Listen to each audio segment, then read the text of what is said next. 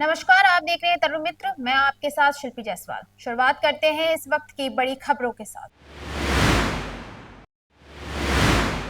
Iran में महंगाई के खिलाफ 13 दिनों से चल रहे प्रदर्शन गुरुवार रात और हिंसक हो गए। देश भर के 100 से ज्यादा शहरों में प्रदर्शन फैल चुके हैं।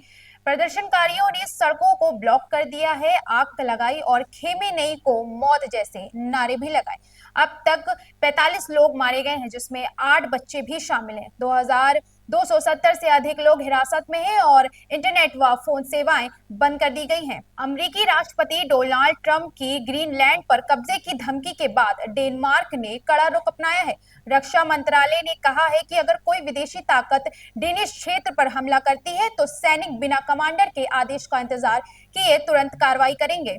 एनएसए ने अंतर्राष्ट्रीय अंतरिक्ष स्टेशन पर चल रहे मिशन को रोक दिया है। 4 सदस्यों वाले क्रू 11 दल को एक अंतरिक्ष यात्री की खराब सेहत के कारण पृथ्वी पर वापस बुलाया गया। यह इतिहास में पहली बार है जब मेडिकल इशू के कारण मिशन बीच में ही रोक दिया गया। विदेश मंत्री डॉक्टर एस जयशंकर ने फ्रांस में राष्ट्रपति मैक्रो से मुलाकात की और प्रधानमंत्री मोदी की तरफ से शुभकामनाएं दी। उन्होंने पेरिस में राजदूतों के सम्मेलन को भी संबोधित किया और वैश्विक बदलावों पर अपनी रणनीतिक साझेदारी के विचार साझा किए। अमेरिकी के हाउस ऑफ रिप्रेजेंटेटिव्स ने एक फील्डिंग बिल पास किया है, जिसके जरिए चीन से जुड़े मामलों में सख्ती बढ़ाई गई है। इस कानून का मकसद एक्सपोर्ट पर कड़ा नियंत्रण, व्यापार नियमों का कड़ाई से पालन, सरकारी स्तर पर तकनीकी की खरीद पर रोक और चीन के साथ सहयोग को सीमित करना है। भारतीय सेना के महानिदेशक DGMI lieutenant general RS Raman Lumbini के भ्रमण पर नेपाल पहुंचे। उनका लुम्बिनी विकास कोष के सदस्य सचिव दीपक श्रेष्ठ ने स्वागत किया। जनरल रमन ने वहां के प्रमुख धार्मिक और ऐतिहासिक स्थलों का अवलोकन किया और इस अवसर पर सदस्य सचिव श्रेष्ठ ने रमन को भगवान बुद्ध की प्रतिमा भी भेंट की। भारतीय अभिनेता संजय दत्त गुरुवार देर शाम नेपाल की राजधानी काठमांडू पहुंचे, जहां उनके स्वागत के लिए बड़ी संख्या में फैंस और नेपाली फिल्म जगत से जुड़े कलाकार मौजूद रहे। संजय दत्त ने नेपाल में एक बहुप्रतीक्षित हिंदी नेपाली फिल्म परियोजना तथा एक निजी व्यावसायिक कार्यक्रम में भाग लेने पहुंचे थे। मध्य एशिया देश तजिकिस्तान में आज 5.3 तीव्रता का एक मध्यम भूकंप आया। इसके झटके कश्मीर घाटी तक पहुंच गए।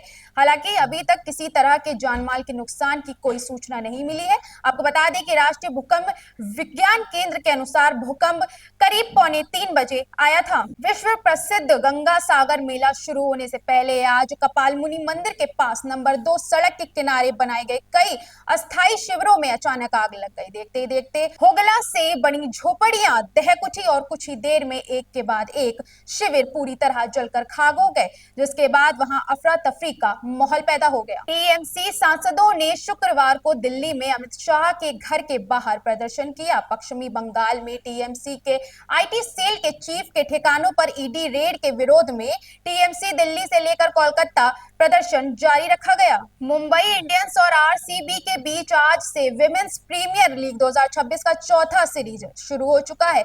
मैच डीवाई पाटिल स्टेडियम में आज शाम 7:30 बजे से खेला जाएगा। इंदौर के राला मंडल में तेजाजी नगर बाईपास के पास हुए सड़क हादसे में मध्य प्रदेश के पूर्व गृह मंत्री बाला बच्चन की बेटी समेत 3 लोगों की मौत की खबर सामने आई है। वॉर ड्रामा फिल्म बॉर्डर 2 23 जनवरी 2026 को रिलीज होगी। फिल्म में सनी देओल, वरुण धवन और दलजीत दोसांझ अहम भूमिका में है। आपको बता दें कि ट्रेलर और इमोशनल गाने से दर्शकों का दिल काफी जीत लिया गया है। जीएसटी सुधारों के बाद स्थिर व्यापार के संकेत देखने को मिले हैं। एफवाई 2026 की चौथी तिमाही से एफएमजीसीजी मांग में मजबूत आने की संभावना लगातार दिख रही है। लखनऊ के सरोजनी नगर क्षेत्र में अशोक लीलैंड के ई वाहन प्लांट का उद्घाटन हुआ है। मुख्यमंत्री योगी आदित्यनाथ, रक्षा मंत्री राज सिंह और भारी उद्योग मंत्री एचडी कुमारस्वामी वहां पर मौजूद रहे। इसी के साथ ये बुलेटिन यहीं समाप्त होता है। आगे की जानकारी के लिए हमारे साथ बने रहिए। धन्यवाद।